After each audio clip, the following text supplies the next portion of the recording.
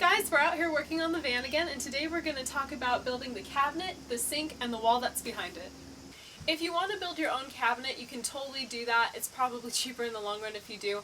But we wanted something that we knew would be sturdy and that would hold up really well. So what we did is we went online and we found this gorgeous cabinet. I loved the mountain decor on it. We built it straight out of the box and put it into our van here. It did come with wheels. We took those off. We made some modifications based on what we needed for our van. But ultimately what's most important is that you make sure the height of your cabinet is good. Make sure to measure out how high you want it, how long you want it, because that was a really difficult thing for us to find a cabinet that would fit into our van the way that we needed it to. If you are going to buy your own cabinet from online, you're going to want to look for something that's called a buffet cabinet or a buffet hutch. These things come with specific doors that open here, and a lot of the times it will actually come with little shelves and compartments which you can either take out or utilize based on your needs. On this side we went ahead and just didn't put in that second shelf here. And that way we can have our water jug here for our clean water. If we decide we want to add a drainage system to our sink, we can go ahead and put a gray water tank here, which is awesome. You can get two and they fit perfectly right in this little section here. This is our clean water tank at the moment. We might get a gray water tank. We're not sure if we want to have the drainage yet or not, but this is a great setup. You don't necessarily need one in order to have a functioning sink that works well for you. To attach the cabinet to your van wall, we first have to talk about the wall. For our van wall and our build, we decided to use shiplap because we just thought it looked nicer and it works just as well. In order to attach it to the wall, we went ahead and just screwed it either directly into the wall, or we used furring strips in order to help us get around that bump out to put the wall up.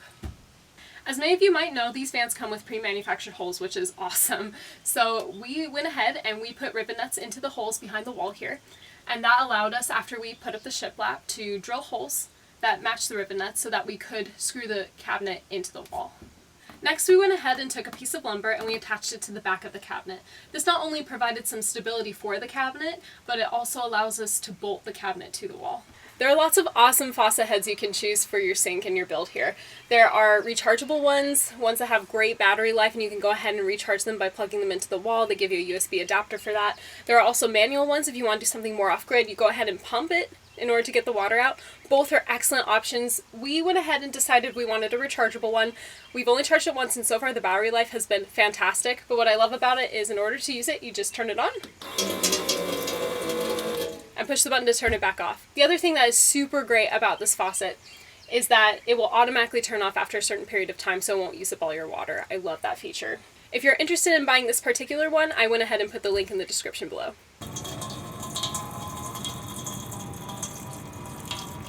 One thing to think about when building your sink is you need a bowl with a little bit of a lip in order to help it hold into place on top here. The best option for us we found was a dog bowl. It's kind of funny, but it actually works super great and it holds in place. It's easy to clean, really, really great option. Many of you might be wondering why we haven't put a drain in our bowl, and there's a few reasons for that. One of them is water conservation.